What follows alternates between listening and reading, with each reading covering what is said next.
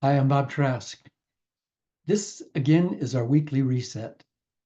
Today we're going to talk about letting our intuition guide us. Our intuition. You know, we almost think of intuition as this like subservient thing that we sometimes use, and sometimes it comes up and somebody does something amazing. They say, I don't know, I just kind of got an inspiration to do it that way. But they don't realize that intuition lives inside of us all the time. It's our connection with the universe. It's their connection with the wisdom of the universe. It's our connection to everything that is. See, we live in these little kind of shells, don't we? I mean, we're our little intellectual shell and our little physical shell, and those are all of those are really subject to the laws of of of decay. And our minds get old. When you get older, then sometimes our minds start slipping and our bodies get older, and then eventually our bodies go away and our minds go away and our brains go away. But there's something that doesn't go away, and that's our consciousness. That's No, I take that back. It's not our consciousness. It's us as consciousness. Your consciousness. I'm not saying you're conscious. You are consciousness. Can you just stay with that for a minute? Can you just get that you are consciousness, that you are wisdom, that you are all of the wisdom of the universe forever and eternity, that you are one with that? That's nature with a capital N, what some people call God. It's the great presence, the great mind of all universes in all places at all times. And you and I are flowing with that. And it's wisdom. Like, we could call that great creative power anything we want. I mean, it doesn't make any difference. Some people say God, some people say Holy Spirit or Great Spirit or universal presence, or it doesn't make the names don't really matter. But for today, let's just call it wisdom, because it is wisdom. And everything in nature is wisdom. It is wisdom. Every tree is wisdom. Every river is wisdom. Every wave lapping up on a sandy beach is wisdom. It's all wisdom. It's all in motion. And that motion is being controlled by a great wisdom. In our backyard right now, we have a peach tree that's loaded with beautiful pink blossoms. And right next to it is an apple tree, and the blossoms are starting to come out on that. And in the yard, just gorgeous tulips are coming up everywhere, and hyacinths, and just, gosh, it's just so beautiful. And the trees in our neighborhood are all filled with blossoms. That's wisdom. And we can say, well, it just happens. Yeah, it just happens because there is a wisdom afoot here, a great wisdom. And that wisdom is available to us through intuition. The intuition is our connection.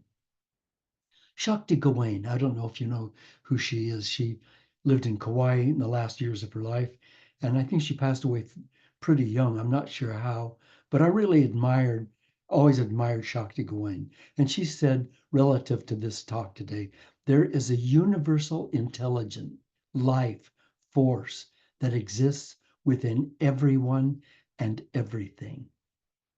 It resides within each one of us as a deeper wisdom, an inner knowing.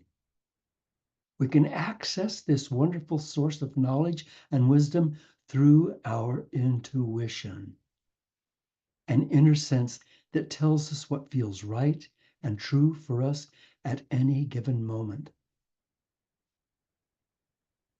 Einstein's theory of relativity, which changed science, changed physics, just awakened a whole new era of thought and of discovery. And he didn't go to the blackboard with his chalk and say, let me see if I can design something here that'll be That'll be a theory of relativity. He he was napping, sleeping, getting up, napping, and this realization came to him. This intuitive realization came to him, and he saw how things are relative in all aspects, and how space-time works, and how gravity bends around. He saw everything, and it all came together with him. Then he went to the blackboard and wrote it out mathematically so that he could translate that into a language that other scientists would understand. But first he got that through intuition. Felix Klein, a prominent 19th century German mathematician, said mathematics has been most advanced by those who distinguished themselves by intuition rather than rigorous proofs. God, we got the top people here talking to us. We got these great minds talking to us, telling us, hey, don't go to those other places. Go to your intuition. And Einstein agreed with Felix. He said the intuitive mind is a sacred gift, and the rational mind is a faithful servant. Listen to what he's saying. The intuitive mind is a sacred gift, and the rational mind, the intellectual mind, is a faithful servant. We've created, he said, a society that honors the servant and has forgotten the gift. Forgotten the gift of the intuitive mind, honoring only the rational mind, the intellectual mind. So thank you, Felix, and thank you, Albert. You're saying that our rational minds should not be the sources of truth and creation, but the servants of the intuitive mind. Now, wherever we are right now, can we just get that? Can we just begin to parse this thing out so that we begin to remove this thing of thinking, all done with the prefrontal cortex, thinking, imagining, trying to work things out. Just get that all handled and move that out of our consciousness and just be in intuition. Can we do that? Because I'm going to talk about intuition today, but we're all using intuition all day, every day. We don't notice it and we don't know that we're doing it, but we do it all day, every day. Constantly, we're doing intuitive things. I want us to expand that so that it becomes our leader rather than our follower. So how does it work? First, we imagine. First, we imagine something. That comes first. Dare to imagine. Dare to dream. And then we allow our intuition to find out how that fits into universal truth. So there's the universal wisdom going on, universal truth. And so what I do is I allow my imagination to fit into that universal truth. And then the bell rings. I'm going, whoa, this whole thing just came into harmony. There were some flat notes and some sharp notes. Boop, they all came into harmony. It's now perfect. I can see it. And then we let our intuition guide us so we can look deeply into that imagination and intuition and universal truths. And then we'll look deeply into that and see how we can begin to follow our intuitions instead of ignoring them. You know, there was a famous study done, because we have to pay attention. We have to pay attention. See, we're doping off most of the time. We're like, I say doping off, we're actually doped off. We're actually intoxicated. Our minds are dulled by life and by all the memories and all the experiences and everything that we've had. And it all goes on, and it just all goes on automatically. You know, my thinking is automatic. My subconscious mind tells me what to think, what to believe, what to see. My memories tell me what to believe, my opinions. It's all just kind of this automatic thing. So I just sort of bumble along through life going da-dum, da-dum, da-dum, da-dum. Whatever is going on, I just sort of believe it, and that's just the way it is. So what I'd like for us to do is pay attention. Pay attention to what we're doing, what we're feeling, what we're saying. I'm not saying to correct it. I'm saying just pay attention to it, because in paying attention to it, we'll make some different decisions. A famous study was done. I just love this study. You may have seen it. If not, you can look it up on Google. It was just so fun. There was like 4 or 5, maybe 6, I don't remember exactly, number of people, and they were standing in a circle and they were passing a basketball back and forth between them. Basket and basketball. And they'd been doing this for a while. And a man dressed in a gorilla suit walked right into the center of the circle, looked at the camera, and beat his chest 3 times, and then walked out. They went on passing the basketball a few times, and then they were stopped and asked how that worked for them. And they were talking about how it worked for them. And somebody said, "Did anyone see a gorilla?" No one saw a gorilla. Anybody see a man in a gorilla suit? He was right in the middle of them. He was right in the middle of them. And he beat on his chest 3 times, and they didn't see him. How many gorillas are there in our daily life that we're not seeing? We are in this automatic thinking, automatic reacting. This is so, therefore that's so, therefore that's so. And no. These are facts. Facts are not truths. I know somebody's going to disagree with that, but I don't really care. Facts are facts.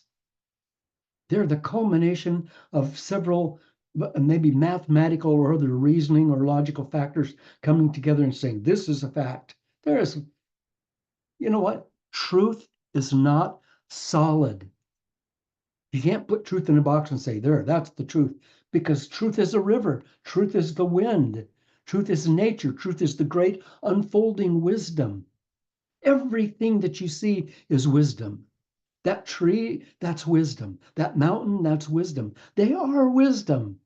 They're made of subatomic particles, and subatomic particles, the quarks, the protons, the neutrons, the electrons, the photons, no, all of that stuff is just floating along here, and it has no physical substance. They're vibrations. Einstein called them tendencies to be. Tendencies to be. And all of that out there, the walls around you right now, the monitor you're looking at, all of that is just flowing light, just flowing subatomic particles. And those flowing subatomic particles that are your body, incidentally, that are your brain, incidentally, are all just wisdom, just flowing wisdom. But we stop the wisdom and encapsulate ourselves inside of our opinions, don't we? And then we live automatically. And what I'm asking us to do today is to look at that and stop just for a minute and stop believing what we think. Because what we think is not truth. Just because we think it doesn't make it truth. And to see how many ways each day we trust our wisdom. Because we do. Because we do. I mean, we'd be driving along, we say, I think I'm going to take this street today instead of that street. Why? Why? Let's sit down and figure this out logically. Why did you make that decision? Well, I don't know. I just felt like this was the way to go. I'm in the produce department and I walk by something and then I say, you know what? I'm going to go by and buy that. I'm going to go back and buy that. Why? I don't know. I don't know. I just got a feeling. That's intuition. And I want us to expand that and not get rid of our intellectual mind, not get rid of that prefrontal cortex, not ignore that, but use it as a servant for our intuition rather than the other way around. Today, we'll look deeply into that and see how we can begin to follow our intuition instead of ignoring it. What leading psychological research has shown is that intuition is the ability to understand something without the need for conscious reasoning. Well, you have it. You have it. You have it. You're using it every day. You just don't trust it. You don't use it because it isn't reasonable. That means that you can't find reasonable proof for that exist. You'll never find that. I mean, there's an eagle right now outside your house hanging on the wind, just hanging on the wind. How does he do that? Why does he do that? What is he after? What's his plan? What facts are he using to assimilate that? He didn't have any facts. He didn't have any proof. He doesn't have anything. He just has these feathers that are designed to hang on the wind. And he's got a body that's light enough to do that. And he's just up there hanging on the wind, just having a good time. And if you ask him, well, can you just give me some reasons why you're doing that? He didn't have any reasons. We don't need, we are nature. And the channel, like people are talking about channels. I mean, somebody wrote in a magazine years ago that Bob Trask is what did they say, is a pure channel of divine light. Bob Trask is a pure channel of divine light. I didn't know what the heck, I read that, I didn't know what the heck that meant. I now know what it means. It means that Bob Trask and everyone else are pure channels of divine light. I mean, I could say I'm channeling Joshua, and I could bring a Joshua picture into my mind, and I can say, now I'm channeling Joshua. And that gives my prefrontal cortex, my logical mind, a place that it can trust the intuition. Excuse me, because I can say, that's not me. I don't have to trust me. That's this outside being that's sending messages to me. But what if there's no outside being? What if that's just my prefrontal cortex creating something so that it's okay for me to use my intuition? What if I didn't do that? What if I just said, I am channeling me? I'm channeling me. I am an eternal flow of light and wisdom. I am an eternal being, one with all, and I am channeling me. Isn't that what Jesus said? I and the Father are one. Channeling the Father, channeling nature, isn't that what Buddha said? You know, I am one with all.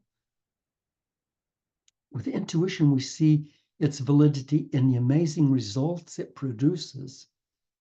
But we have to trust it first.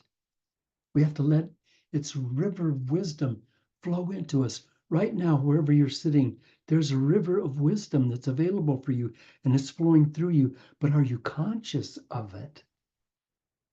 Right now, are you conscious of it? Are you conscious that that all of the wisdom of all the universes are yours right now, and they're with you right now? Consider Einstein and the dozens of other great scientists who let their intuition guide them. Consider the intuition that guided Van Gogh's amazing paintings. He didn't do any of that intellectually. Consider the greatest music that you know. All of it, every bit of it, came from the magic world of intuition. Do we know the difference between linear thinking and exponential thinking? Linear thinking and exponential thinking? Linear thinking says I have to follow a linear path, and then my knowledge will grow step by step by step. First grade, second grade, third grade, fourth, more and more now. Linear thinking. But exponential thinking means I already got it. I don't have to cook the meal. It's already on the table. All I have to do is just sit down and enjoy all the different incredibly delicious dishes that are already on the table in front of me. It's all there. It's exponential thinking. Ray Kurzweil, a computer scientist, author, entrepreneur, futurist, inventor, said this, and this, just stay with this for a minute. Our intuition, now when he says intuition right here, what he's talking about this. Our intuition about the future is linear. In other words, our thinking about the future is linear. But the reality of information technology is exponential. And that makes a profound difference. If I take 30 steps linearly, I get 30. If I take 30 steps exponentially, I get 1,000,000,000. Can you really get that? If he takes 30 steps linearly, if we think in 30 different steps, we get the accumulation of 30 steps. But if we can get into our intuition and see, we just know, that's channeling. That's channeling the wisdom of the universe into you. That's you allowing yourself to be. We were educated in schools only to use our prefrontal cortexes.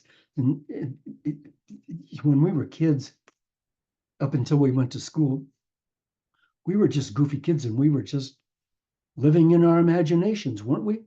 Isn't that what we were doing? If you were playing with dolls, or if you were playing baseball, or if whatever you were doing, you were just living in your imagination. Everything was your imagination. You had your imaginary friends. You had all this imagination going on, and through that, the universal wisdom was flowing into you and opening you and educating you. And then you went to school and you learned, no, pay attention. Stop your imagination for a minute and pay attention. 4 minus 3 equals 1. So then you said, oh, okay. And then you shut off everything else and got up here into your brain. And I'm being told that all education is not like that. Oh my gosh, I hope that's true. But for most of us, we learned to trust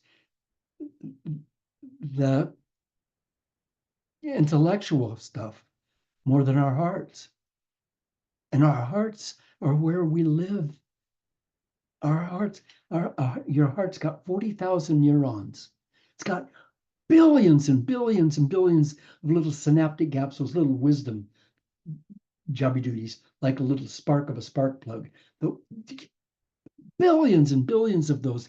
And we're sending messages from our hearts to our brain constantly. Do you know that our brain is sending almost no messages to our heart? Almost none. Our heart's sending messages to our brain, but is our brain listening?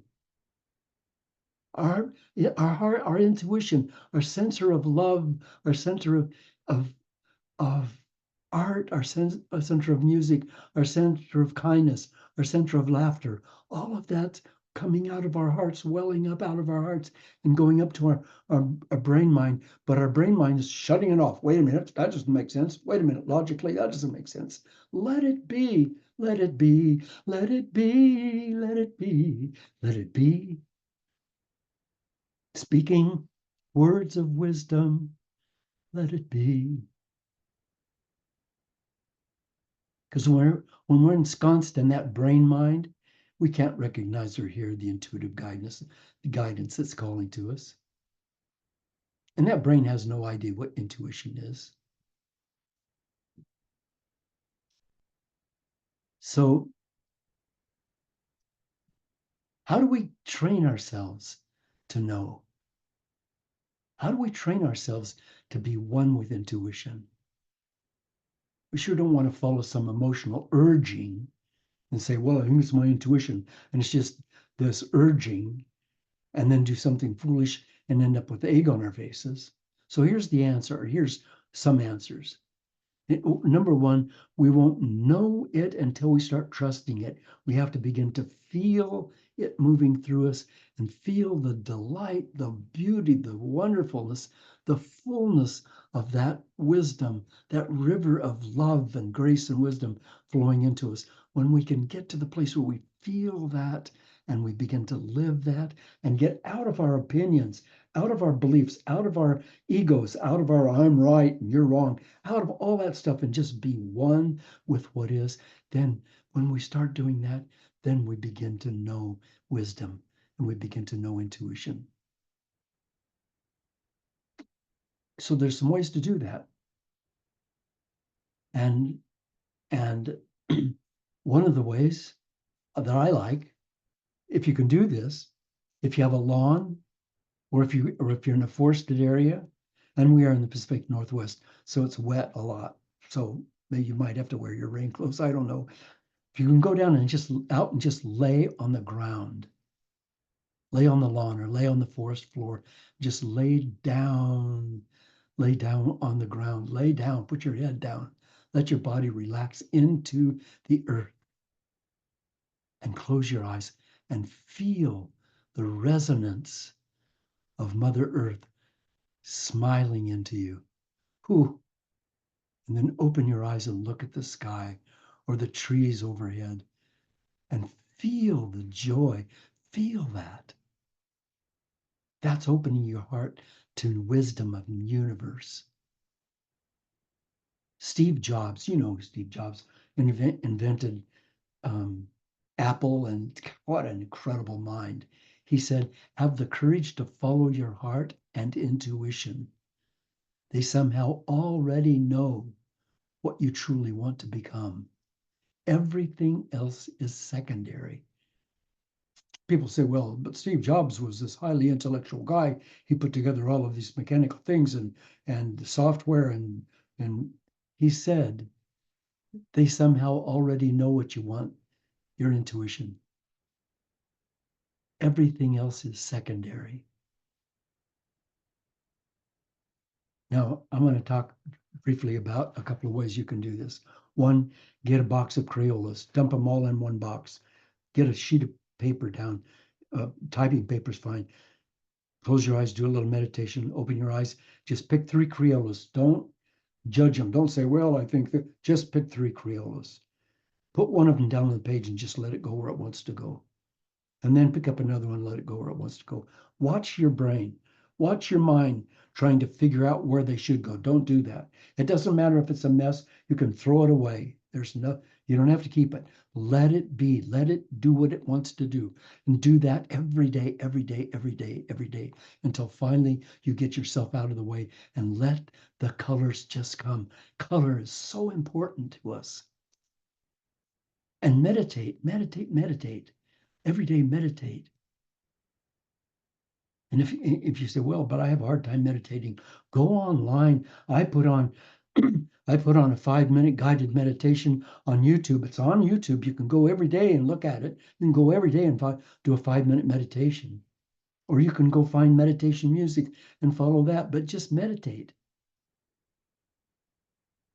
The blessed flow of my intuition is open when I'm hiking or walking in silence. Then the monkey mind empties and I can feel the presence of my intuition.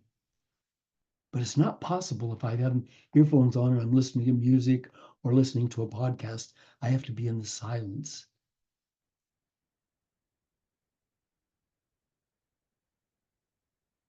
Then allow quietness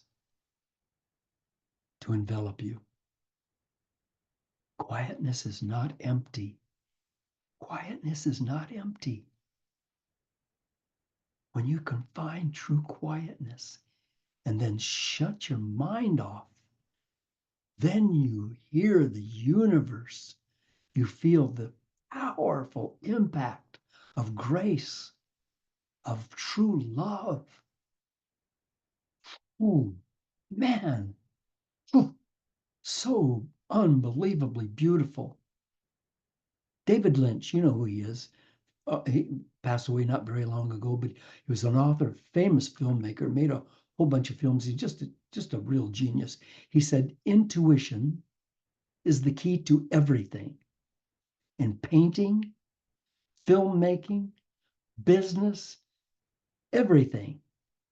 I think you could have an intellectual ability, but if you can sharpen your intuition, then you join your emotion and your intellect together, and a knowingness occurs. A knowingness occurs. And I want to finish today by a quote from Alan Alda. You remember Alan Alda was in MASH. He was just such a great actor, great guy, and also a great philosopher. And he said, you have to leave the city of your comfort and go into the wilderness of your intuition. What you'll discover there will be wonderful. What you'll discover is yourself. Thank you, Alan Alda. And and thank you for being with me today. Thank you. Would you please go to bobtrask.com? There's a donate button. Leave a donation. Whatever you can to help keep this work going on. You can't know how much I appreciate it. Thank you. And I will see you next week.